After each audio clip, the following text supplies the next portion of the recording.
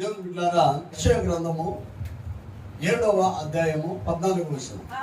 కాబట్టి ప్రభువు తానే ఒక సూచన మీకు చూపును, ఆలకించు. కన్యక గర్భవతి కుమారుని కని అతనికి ఇమ్మానుయేలు పేరు పెట్టును. చదవబడిన వాక్యమును కొంచెం మీకు పరిచయం చేసి నేను నా సబ్జెక్ట్ లోనికి వెళతాను. క్రీస్తుకు పూర్వం 700 సంవత్సరాల క్రితం ఒక వ్యక్తి తన మందలో నుంచి ఒక గొర్రెను పోగొట్టుకున్నాడు.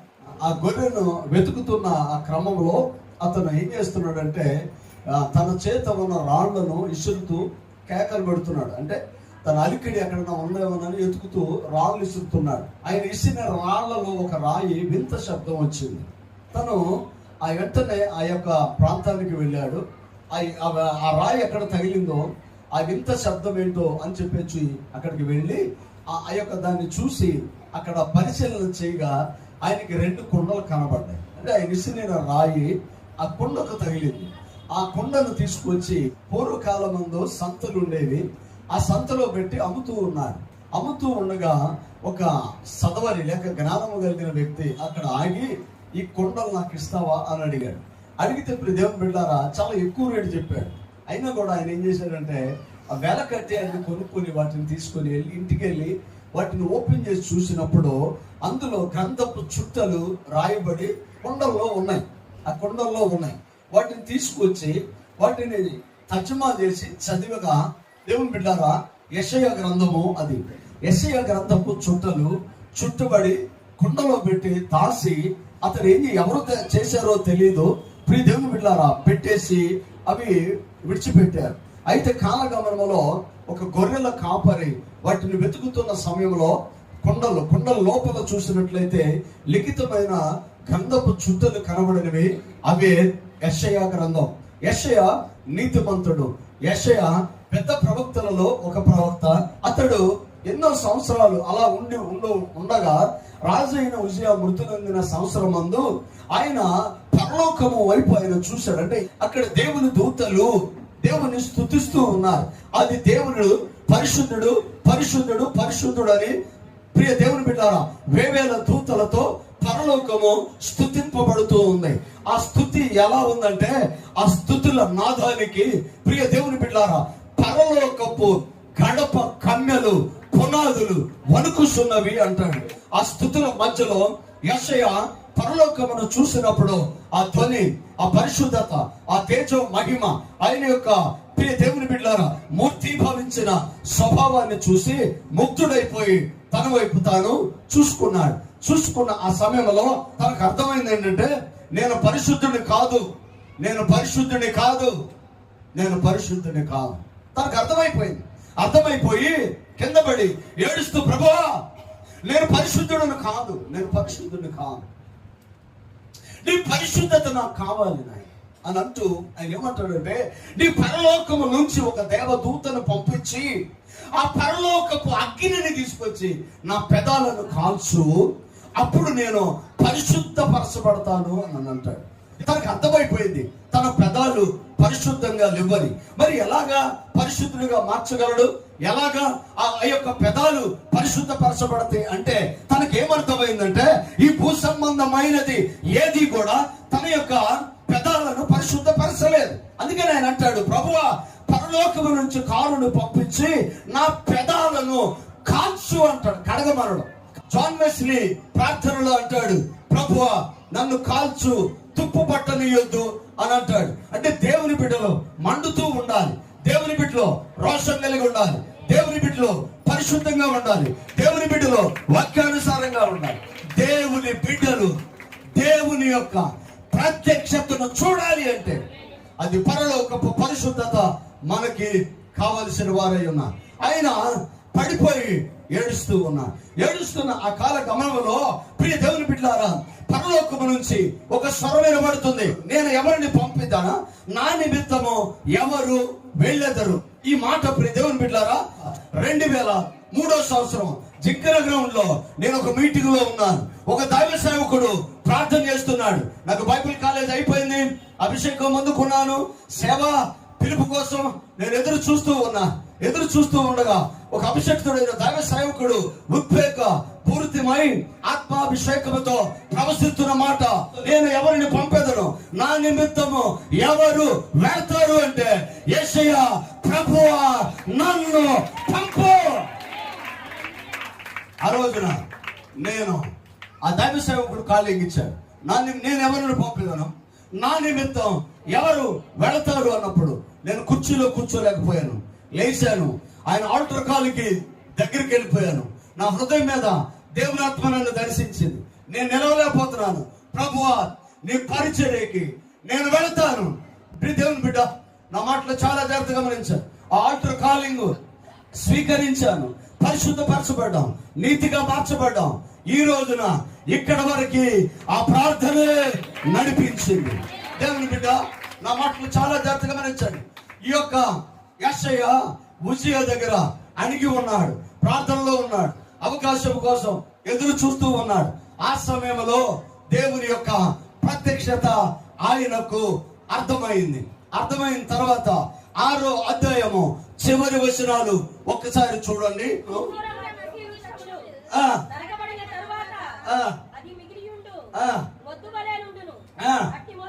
అట్టి మొద్దు నుండి పరిశుద్ధమైన సిగురు పుట్టును. మరొకసారి చూడండి.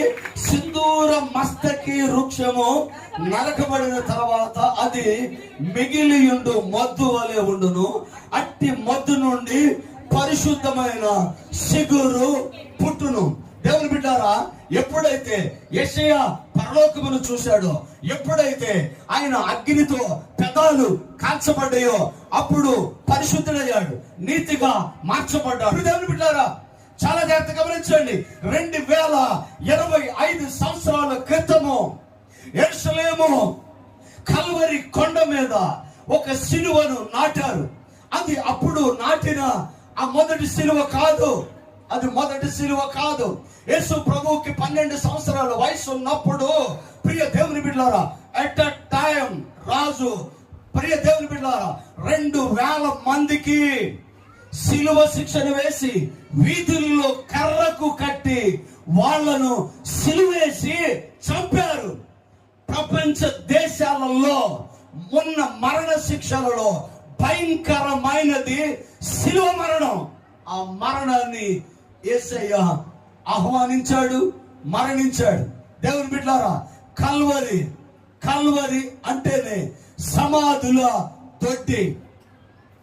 ఆ సమాధుల దొడ్డిలో లక్షల మంది సిలువ మరణం పొందారు. ప్రతి సిలువ అక్కడ ఉంది. అవి కుళ్ళిపోయినాయి, చెదలబట్టినాయి, భూమిలో కలిసిపోయినాయి. 2025 సంవత్సరాల క్రితం ఒక పరిశుద్ధుడు ఆ కల్వరి మీదకి కాలు పెట్టాడు. ఆ పరిశుద్ధుని కల్వరి మీద సిలువ వేశాడు. ఆ సిలువ అన్ని సిలువల వలె చనిపోలేదు. అది పరిశుద్ధమైన మొద్దుగా మారింది. ఆయన రక్తమును తాకిన ఆ సిలువ, ఆ రక్తమును ముద్దాడిన ఆ సిలువ కుళ్ళిపోలేదు, చదలబట్టలేదు, అది భూమిలో కలిసిపోలేదు. అది ఈ రోజు ఎక్కడ చూసినా కనబడుతూనే ఉంది. 2 చేతులు పైకెత్తి సపోర్ట్ కొడుతుంటే, గొడవల్లో సిలువ, కొండ మీద సిలువ, మెడలో సిలువ, చెవుకు సిలువ, బైబుల్ మీద సిలువ, చర్చి మీద సిలువ, ఎక్కడ చూసినా అది ఉంది. ప్రియ దేవుని బిడ్డలారా, ఆ పరిశుద్ధమైన సిలువే సిలువై ఉన్నది. అందుకనే సిలువను గూర్చిన వార్త నశించు వారికి ఎరుతాను. మనకి దేవుని సిలువ, వాళ్ళకి వెరితనము, మనకి అది దేవుని శక్తి. సిలువను గురించి మాట్లాడితేనే దేవుని ప్రత్యక్షత మనలోనికి ప్రవేశిస్తుంది. సిలువ సిగిరించింది, అది కల్వరే గాని అక్కడ జీవము పుట్టింది. అది సమాధులు కొట్టే గాని ఆ సిలువ తిరిగి సిగిరించింది. ఈ రోజున ప్రపంచానికి ఒక దిక్సూసిగా సిలువ కనబడింది. ఆ తర్వాత 7:14 అంటాడు, కాబట్టి తానే ఒక సూచన మీకు చూపించు. ప్రభు తానే ఒక సూచన మీకు చూపించు. ఏ అనంటే కన్యక గర్భవతి అయి కుమారుని కనును, అతనికి ఇమ్మానుయేలు అని పేరు పెట్టబడింది. ఫుట్ నోట్ లో ఇమ్మానుయేలు అనగా దేవుడు మనకి తోడై ఉన్నాడు. చారిత్రక ఆధారాలను బట్టి మనం చూస్తే దేవుని బిడ్డలారా, మత్తయి సువార్త ఒక అద్భుతమైనది. మత్తయి సువార్త పరిశుద్ధ గ్రంథానికి, పాత నిబంధనకి కొత్త నిబంధనకి ఒక వారధి లాగా ఉంటుంది మత్తయి సువార్త. మత్తయి ప్రియ దేవుని బిడ్డలారా, యూదుడు దేవుని యొక్క ప్రత్యక్షతను తెలిసినవాడు. మత్తయికి మరో పేరే లేవి. చాలా జాగ్రత్తగా నా మాటలు గమనించండి. ఈ మత్తయి సువార్తల్లో యేసు ప్రభువును గురించి స్పష్టమైన చరిత్రక ఆధారాలను ఆయన చూపిస్తూ ఉన్నాడు. ఎలా చూపిస్తున్నాడు అంటే, అబ్రహాము కుమారుడు దావీదు కుమారుడైన యేసుక్రీస్తు వంశావళి. ఆమె 15 నుంచి చూడండి. అబ్రహాము మొదలుకొని దావీదు వరకు తరములన్నీ 14 తరములు. మొదటి 14 దావీదు మొదలుకొని కొనిపోబడిన కాలం వరకు రెండో 14 సంవత్సరములు.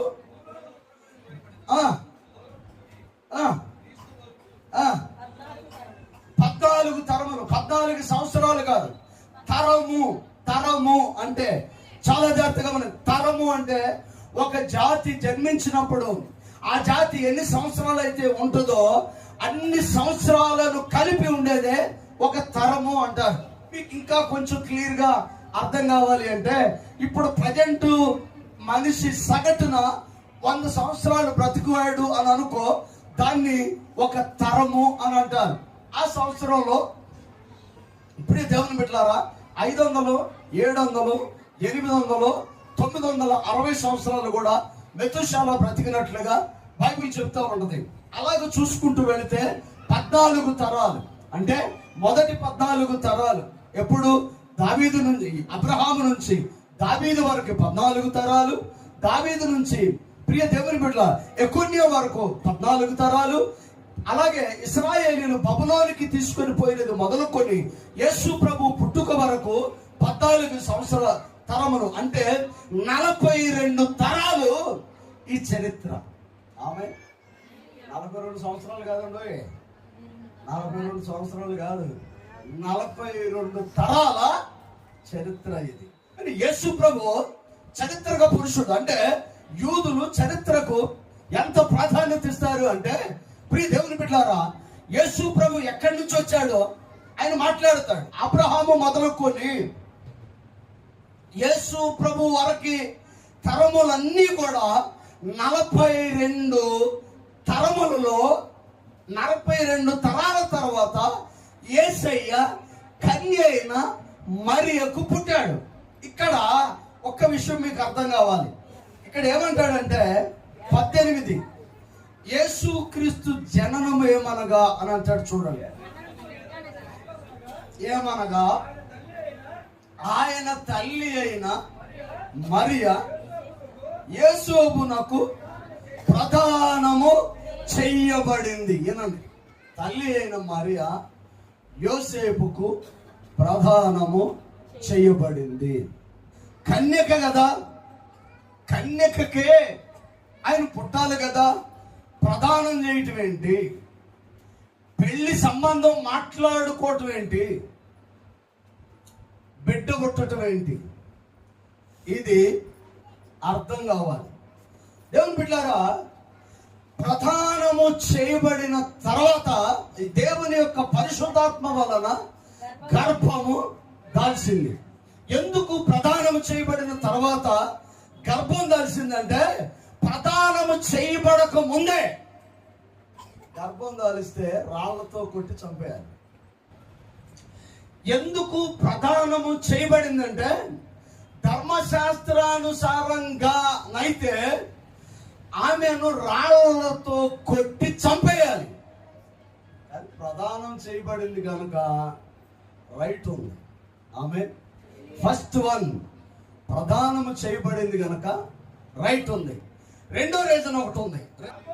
యాకోబు మరియ భర్త అయిన యోసేపును కనెను, ఆమె యందు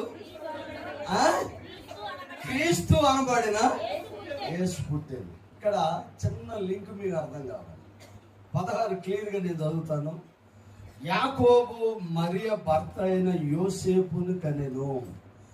యాకోబు మరియ భర్త అయిన యోసేపును కనెను, ఆమె యందు క్రీస్తు అనబడిన యేసు పుట్టెను. అంటే ఇప్పుడు ఇక్కడ ఏం రాయాలంటే యోసేపుకు యేసు పుట్టెను అని రాయాలి.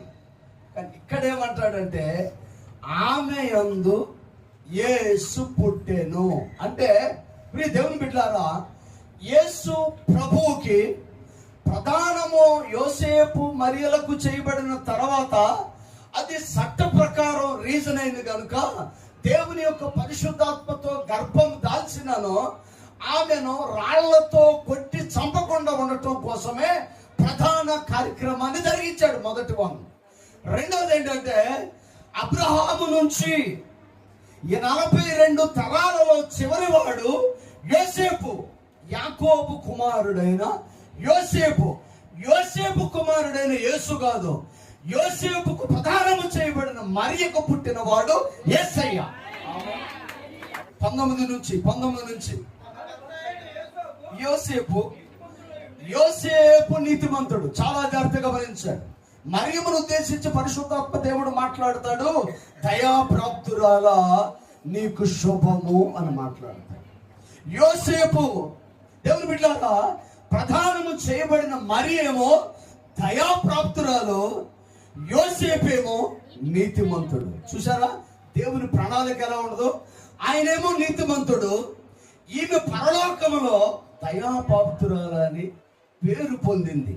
వీరు ప్రియ దేవుని బిడ్డలారా ప్రధానము చేయబడ్డారు. కింద నుంచి చూడండి, 20 నుంచి కిందకు వస్తే అతడు ఆలోచన అంటే ఈ అమ్మాయితో నిశ్చితార్థం అయ్యింది. ఈ అమ్మాయి ఇప్పుడు కన్సీవ్ అయింది, ప్రెగ్నెంట్ అంటున్నారు. ఈ అమ్మాయిని విడిచిపెట్టాలి, పరిశుద్ధుడు కనుక నీతిమంతుడు అని ఉంటుంది కదా, విడిచిపెట్టాలి అని ఆలోచన చేస్తూ ఉండగా దేవుని బిడ్డలారా వెంటనే దేవుని స్వరం వినపడుతుంది. ఏమంటుంది?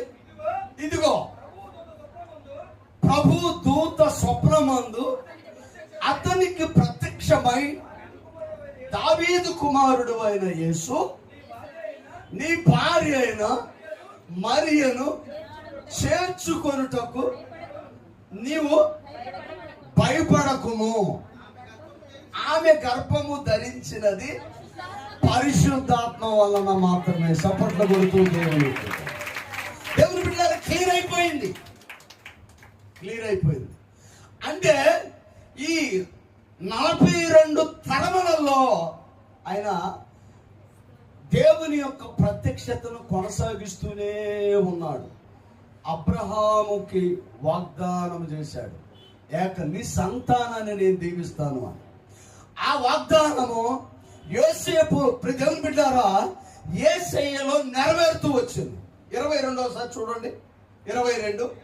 ఇదిగో కన్యక గర్భవతి అయి కుమారుని కనును, ఆయనకు ఇమ్మానుయేలు అని పేరు పెట్టబడును. సపట్లు కొడుతూ దేవుని స్తుతించు. క్రీస్తుకు పూర్వం 700 సంవత్సరాల క్రితం ప్రవశించిన ఆ ప్రవచనము 700 సంవత్సరాల తర్వాత నెరవేరటం మొదలైంది ఇక్కడ. ఆమేన్. హల్లెలూయా. ఒక విషయం అర్థం కావాలి. చాలా మంది ప్రవక్తలు లక్షల ప్రవచనాలు ప్రవశించారు, కానీ ప్రవచనం అయితే చెప్పారు, కానీ నెరవేర్పును చూసే అవకాశం అదృష్టం వాళ్ళకు లేదు. వాళ్ళు కాలగమనంలో కలిసిపోయే ముందు ఈ ప్రవచనం ఎప్పుడు నెరవేరుద్దో, ఈ ప్రవచనము ఫలము ఎవరు అనుభవిస్తారో, ఈ ప్రవచనాన్ని ఎవరు చూస్తారో వారు ధన్యులు అని చెప్పేసి వాళ్ళు అనుకొని వారి జీవిత యాత్రను ముగించి వెళ్ళిపోయారు. ప్రవశించిన ప్రవక్తలు చూడలేని అదృష్టము లేక ఆ అవకాశాన్ని యేసయ్య మనకి అనుగ్రహించిన వాడయ్యాడు. ఇమ్మానుయేలు అనగా దేవుడు మనకి తోడై ఉన్నాడు. ఇక్కడ యోసేపు దేవుడు మాట్లాడతాడు, నీకొక కుమారుణ్ణి కలుగును, అతనికి యేసు అని పేరు పెట్టుదువు. యేసు అనగా రక్షకుడు. రక్షకుడు అక్కడ తోడై ఉన్నాడు, ఇక్కడ రక్షకుడై ఉన్నాడు. అడవుల్లో చాలా జంతువులు కనబడుతూ ఉంటాయి. ఒకరోజు కుక్కకి ఒక ఆలోచన వచ్చిందంట, తనకి సరైన విధేహితుడిని ఎన్నుకోవాలని ఆలోచన వచ్చిందంట. ఎవరికి? కుక్కకి ఆలోచన వచ్చిందంట, నాకు సరిజోడి కావాలి అని ఆలోచన వచ్చి, అన్నిటికన్నా పెద్దగా ఉంది కదా అని చెప్పేసి ఏనుగు దగ్గరికి వెళ్ళిందంట. సీనుగాడు ఏనుగు సింహం వస్తే పారిపోతున్నాం, అబ్బాయి ఇది మనకు కరెక్ట్ కాదని చెప్పేసి సింహం దగ్గరికి వెళ్ళిందంట. సింహం కూడా పొడ్డు లేక బాధపడతాం గమనించింది. అడవికి రాదన్నాడు, ఈ సింహం దగ్గరికి వెళ్ళినా ఏం ఉపయోగం లేదని ఆ తర్వాత పంది దగ్గరికి వెళ్ళిందంట. ఇది వెళ్ళి బురదలో పడుకుంటుందంట. ఇది వెళ్ళి బురదలో పడుకొని నువ్వు నాతో స్నేహం చేయాలంటే బురదలో పడుకోవాలంటుందంట. నో ఇది కూడా కరెక్ట్ కాదన్నాడు. ఇంకా రకరకాలుగా అది ఎన్నుకుంటూ వెళ్తే ఏదన్నా శత్రువు తన మీదకి వస్తే లేచి అరుతుందంట. ఇది ఒక్కొక్కటి అలవాటు ఏంటి, అరిసిద్ది. అది ఎప్పుడైనా అరిసిద్ది అన్నా కదా. అదే కొడతాడా తిడతాడా ఇదని కదా, ముందే వెళ్ళదని మొరగటమే దానికి పని. మొరుగుతుంది, ఎవరో ఒకళ్ళు రావటం, ఇది మొరగటం, దీని స్నేహితుడిని ఎన్నుకొని అక్కడికి వెళ్ళటం, మొరగటం, ఇది లేచి మొరగటం, ఆ పక్కది పారిపోవటం. అంటే పంది దగ్గరికి వెళ్ళి మరిగితే అది పారిపోతుంది, పులి దగ్గరికి వెళ్ళి మరిగితే అది పారిపోతుంది. అన్నిటి దగ్గరికి వెళ్ళి చూసింది, ఏది మంచి స్నేహితుడు దానికి దొరకలేదు. అప్పుడు ఒక వ్యక్తి విచిత్రంగా తనకు కనబడింది. ఆ వ్యక్తి 2 కాళ్ళ మీద నడుస్తున్నాడు. అతని దగ్గరికి వెళ్ళి ఇతడన్నా నాకు స్నేహితుడిగా సరిపోతాడేమోనని ఆ పక్కన వెళ్ళి పడుకుంది. ఆమె పడుకుంటే ఏదో శత్రువు వస్తుంది, కుక్క బహుమని లేచింది. ఈయన కర్ర తీసుకొని నిలబడ్డాడు. పారిపోలా కుక్క అరుస్తుంది, కర్ర తీసుకొని నిలబడ్డాడు. అంటే శత్రువు ఏదో వస్తుందని అర్థమైపోయింది. అప్పుడు కుక్కకు అర్థమైంది, నాకు స్నేహితుడిగా ఉంటే మనిషితోనే నేను ఉన్నాను. అందుకనే ఇప్పుడు ఎక్కడికి వచ్చింది కుక్క? ఊళ్ళోకి వచ్చేసింది కుక్క, అడవిలో లేదు. దీనికి మరో పేరేంటి? గ్రామ సింహం కుక్క. అదే ఇప్పుడు ఎలా అయిపోయిందంటే కుక్క జీవితంలో భాగం అయిపోయింది. ఆస్ట్రేలియా వెళ్తే కుక్క ఆహారానికి షోరూమ్లు ఉన్నాయి. భోజనం మామయ్య గారు, ఇది కుక్క భోజనం, ఇది చెవులు. ఏంటంటే కుక్క తినే చెవులు, కుక్క తినే ఎముకలు, కుక్క తినే జాయింట్లు, కుక్క తినే ఆహారం, కుక్క తినే బిస్కెట్లు, కుక్క పడుకునే బిల్డింగు, కుక్క పడుకునే ఇల్లు, కుక్క పడుకునే దుప్పటి, కుక్క పడుకునే కుక్క కట్టేసేది తాడు. ఆయన అవన్నీ చూసి ఒక ఆయన అన్నాడంట, ఆస్ట్రేలియాలో కుక్కగా పుట్టిన బాగుండేదన్నా, అనవసరంగా చేస్తారా, ఏది సిటిజన్షిప్ రాకుండా బాధపడుతున్నాను, కుక్కలు చూడు ఎంత బాగున్నాయి అన్నాను. దేవుని బిడ్డలారా చాలా జాగ్రత్తగా గమనించండి. అంటే ఈ రోజున ఒక కుక్క తనకు సరైన జోడిని ఎన్నుకోవటం తెలిసింది. మనిషికి ఇంకా అర్థం కాలా, ఉన్నాడు. ఆమె హల్లెలూయా. నాతోనే ఉన్నారా? మరి ఈ మధ్యకాలం ముఖ్యమంత్రి గారు, తెలంగాణ ముఖ్యమంత్రి గారు, మనుషులు అందరూ ఒకేలాగా ఉన్నారా? ఇండియాలో మనుషులకంతే, అమెరికాలో మనుషులకంతే, ఆస్ట్రేలియాలో మనుషులకంతే, అలాగే ఆఫ్రికాలో మనుషులు నల్లగా ఉన్నా వాళ్ళకి 2 కాళ్ళు 2 చేతులే ఉంటాయి. వాళ్ళ రక్తం కూడా ఎర్రగానే ఉంటుంది. వాళ్ళు అంటే ఈ సిమిలారిటీని మనం గమనిస్తే మనుషులందరూ కూడా ఒక వ్యక్తి రూపంలో ఉన్నవారు, వారు దేవుని రూపంలో. ఆమేన్. హల్లెలూయా. చరిత్రలో ఎవరెవరైతే పుణ్య పురుషులు, ఎవరెవరైతే దేవుళ్ళు, ఎవరెవరైతే గొప్పవాళ్ళు, ఎవరెవరైతే మేధావులు అనుకుంటున్నారో వాళ్ళ చరిత్రను తీస్తే 42 తరాల హిస్టరీ తెలిసి ఉండాలి. 42 తరాల హిస్టరీ తెలిసి ఉండాలి. దేవుని బిడ్డ, దేవుడు పరిశుద్ధ గ్రంథము, నేను పోయిన వారం మీకు ప్రస్తావన చేశాను. దీని పేరు పరిశుద్ధ గ్రంథం. ఈ పరిశుద్ధ గ్రంథంలో ఆ లెగసీ ఎలా కొనసాగిస్తూ వచ్చాడంటే, అబ్రహాము మొదలుకొని యేసు ప్రభు వరకు ఎవరైతే ఈ వంశావళిలో చైన్గా ఉన్నారో వారందరూ పరిశుద్ధంగానే ఉన్నారు. ఈ వంశావళి క్రమంలో అక్రమము లేదు. సిస్టమ్ ఎక్కడ మిస్ అవ్వలా, పరిశుద్ధత ఎక్కడ మిస్ అవ్వలా, ఎక్కడ ఏది మర్చిపోలా. దేవుని బిడ్డలారా, 42 తరాల తర్వాత యేసయ్య పుట్టాడు. ఎవరికి? నీతిమంతుడైన యోసేపు, దయాపాత్రులైన మరియా, వాళ్ళిరువురు. దేవుని 25వ వచనం మీకు ఇంకా క్లియర్ గా అర్థమైంది. చూడండి 25వ వచనం. చదవండి. ఆమె కుమారుని కను వరకు ఆమెను ఎరుగకుండెను. సపోర్ట్ కొడుతూ దేవుని ఎంత నీతిమంతుడంటేనండి దేవుని బిడ్డ.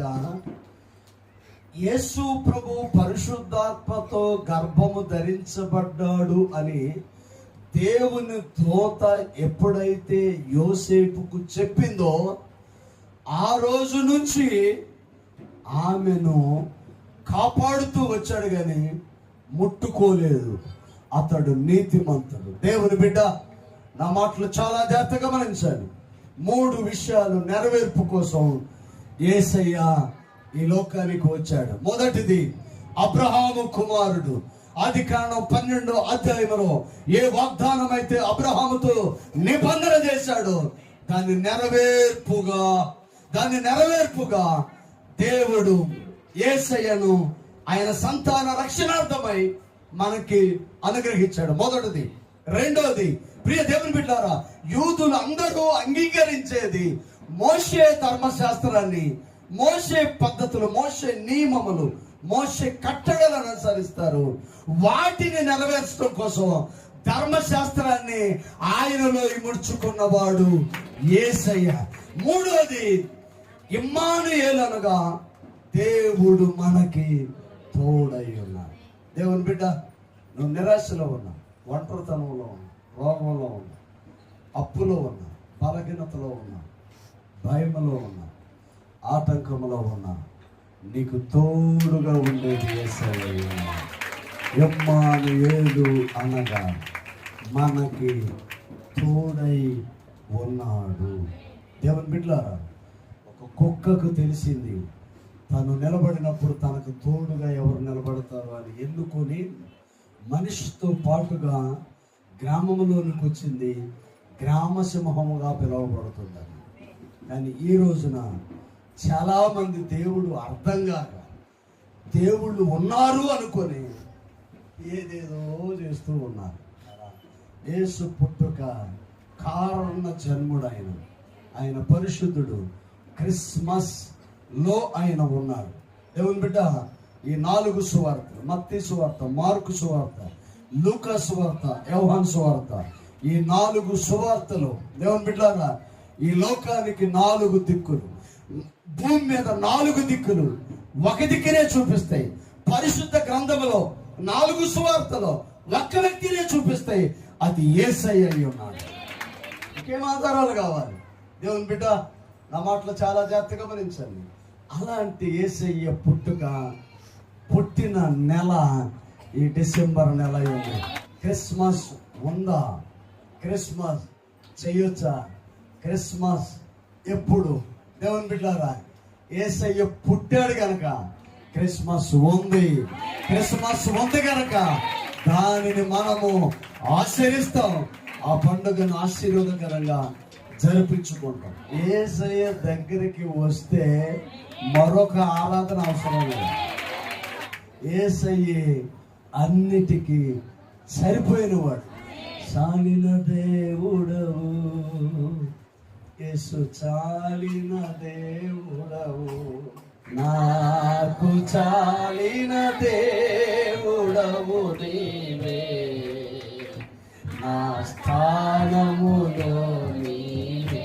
పిల్లరా, మనకు అది అర్థం కావాలి. సరిపోయినది యేసయ్య దగ్గరికి వచ్చినప్పుడు నా జీవితంలో ఇంకొకసారికి వెళ్ళాలనే తలంపు కూడా నాకు రావాలి. ఆమె హల్లెలూయా. ఒక్కలాగా ఎన్నుకున్నా నాకు సరిపోయిన వాడు ఎవరు? ఈ మధ్యకాలంలో రష్యా అధ్యక్షుడు ఇండియా వచ్చింది తెలుసా? ఆయనకంట దేశంలో అధ్యక్షుడు కుక్కలు ఇస్తారంట పెంచుకోవడానికి. ఏ అధ్యక్షుడు కుక్కనిచ్చినా దాన్ని ఫ్లైట్ లో తీసుకుని వెళ్ళిపోతాడంట. వెళ్ళిపోయి అక్కడ పెడితే ఇప్పుడు 7 కుక్కలు అయినాయి అంట. ఎక్కడ ఉంటుందా కుక్క? అది కుక్క ఎక్కడ ఉంటుందండి? రష్యా అధ్యక్షుడు పుతిన్ ఇంట్లో ఉంటుంది కుక్క. ఒక ఫారెన్ ఆవిడ చూడటానికి వచ్చింది ఇండియా చూడటానికి వస్తే ఒక్కొక్క కాలు తగిలి, కాలుకి దెబ్బ తగిలి రక్తం కారుతా ఉందంటే రోడ్డు మీద పడి ఏడుతూ ఉంది. ఇది కుక్క. అది ఏ కుక్క? ఇది కుక్క. ఫారెన్ దొరసాని వచ్చింది. దాన్ని చూసి కారు ఆపి దాన్ని పట్టుకొని కారులో ఎక్కించుకెళ్ళి స్టేట్మెంట్ చేయించి కట్టి ఇంజక్షన్ చేయించి దానికి ఏసా తీసుకొని ఫ్లైట్ లో అమెరికా తీసుకొని వెళ్ళిపోయింది. ఎప్పుడు ఎవరి జీవితం ఎలా మారిందో తెలియదండి. ఒకేగా అనుకోవద్దు. ఒక్కొక్కరికి అవకాశాలు కూడా మనకు రావు కొన్నిసార్లు. అర్థమైందండి? ఇప్పుడు కుక్క ఫ్లైట్ ఎక్కింది, దొరసాని పక్కన కూర్చుంది. నాకన్నా కుక్క బతికే బెటర్ అమ్మా. వెళ్ళలేదు ఎవరన్నా అంటారు, ఏ రజని ఎప్పుడు వెళ్ళలేదా? నాకన్నా కుక్కే బాగా బతుకుతాడు. మీకు తెలుసా, రాకెట్ కనుక్కున్నప్పుడు నాసా పరిశోధన కేంద్రం వాళ్ళు చంద్రగ్రహణం మీద పంపించడానికి ఫస్ట్ పంపించింది కుక్కే. చంద్రమండలం మీదకి ఫస్ట్ పంపించింది కుక్కనే. దేవుని బిడ్డలారా, మనకు అర్థం కావాలి. యేసయ్య నీకు అర్థమైతే చాలు, అంతే. నీ జీవితం ఆశీర్వాదకరంగా దేవుడు అద్భుతమైన కార్యాలు దేవుడు చేస్తాడు. అందుకే నేను విశ్వాసంతో నిలబడా. నాతోనే ఉన్నారు. అందుకే నేను మా సిద్ధుతో చెప్పా, సిద్ధువా అప్పుడప్పుడు ఇద్దరు కలిసి కొద్దిగా వెళ్ళేవాళ్ళు, ఆ బుడతలు వెళ్తా ఉండేవాళ్ళు. ఇప్పుడు పెళ్ళి అయిపోయింది నాయన, నువ్వు ఎక్కడికి వెళ్ళబాక. ఆమెను హల్లెలూయా, దేవుని మహిమ కలుగును గాక. ఆయన అంటే ఆ రోజు నుంచి ఈ రోజు వరకు యేసయ్యతోనే ఉన్నారు. దేవుడు ఆ కుటుంబాన్ని బహుగా దీవించును గాక. సపోర్ట్ కొడుతూ దేవుని స్తుతించండి. దేవుని బిడ్డ విశ్వాసంతో నిలబడాలి. ఆయన మనకు ఇమ్మానుయేలుగా ఉన్నాడు. ఇమ్మానుయేలు అంటే దేవుడు మనకి తోడై ఉన్నాడు. ఆయన చారిత్రక పురుషుడు. ఆయన పుట్టుకలో పాపము లేదు, ఆయన జీవన విధానంలో పాపము లేదు. ఆయనను గురించి ఎవరు కూడా వంకబెట్టడానికి అవకాశం లేదు. అట్టి దేవునిని మనము ఆరాధన చేస్తాం. అందరూ వేరే, మనం వేరే. నేను స్పెషల్. ఆమె వెనక ఈఏపీలు ఇంకా చెప్పలా. ఆమె రమేష నేను స్పెషల్, ఎక్కడా నేను స్పెషల్ చెప్పండి నాయన. నేను స్పెషల్ ఎందుకంటే యేసయ్య నాకు దొరికాడు గనక, ఆయన నా దేవుడు గనక నా జీవితంలో ప్రతి కొదలను ఆయన తీర్చేవాడు. ఇమ్మానుయేలు అనగా దేవుడు మనకి తోడయ్యాడు. నదులలో వెళ్ళిన, అగ్నిలో వెళ్ళిన, హాస్పిటల్లో ఉన్నా, ఆపరేషన్ థియేటర్లో ఉన్నా, ఒక్కడవే ఉన్నా, అర్ధరాత్రి ఉన్నా, శత్రువులు ఉన్నా, భయవేసిన, హార్ట్ అటాక్ వచ్చిన, క్యాన్సర్ వచ్చిన, అన్నిటికీ యేసయ్యే పరిష్కారం. ఆయన ఇమ్మానుయేలుగా మనకి తోడయ్యాడు. దేవుడు నీకు తోడుగా. ఒక్కసారి పక్కోళ్ళకి సెకండ్ ఇచ్చి చెప్పండి, దేవుడు నీకు తోడుగా ఉన్నాడు. ఆమేన్, హల్లెలూయా, హల్లెలూయా. దేవుడు నీకు తోడుగా ఉన్నాడు. విశ్వాసంతో నిలబడండి, భయపడవద్దు. అద్భుతాలు యేసయ్య చేస్తాడు. తొడవంచండి ప్రార్థన. ప్రేమ కలిగిన దేవాన్ని స్తోత్రం.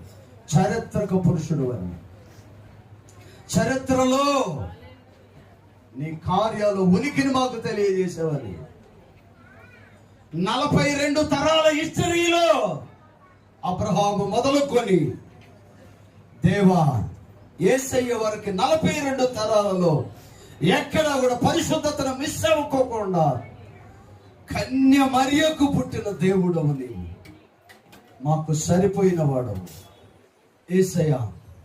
ఇక్కడ ఉన్న బిడ్డలందరిపైన నీ కృపను కుమ్మరించండి. ఈ 12వ నెల ప్రతి కుటుంబానికి నీవు తోడుగా ఉండమని, శ్రమలో, నిరాశలో, ఒంటరితనములో, అప్పులో, బలహీనతలో, అవమానంలో, నిందలో వారితో మీరు ఉండండి. ఈ క్రిస్మస్ నెలను సమృద్ధితో జరిగించమని, పేరు పేరున దీవించమని యేసు పరిశుద్ధ నామమున అడిగి వేడుకొనుచున్నాము తండ్రి.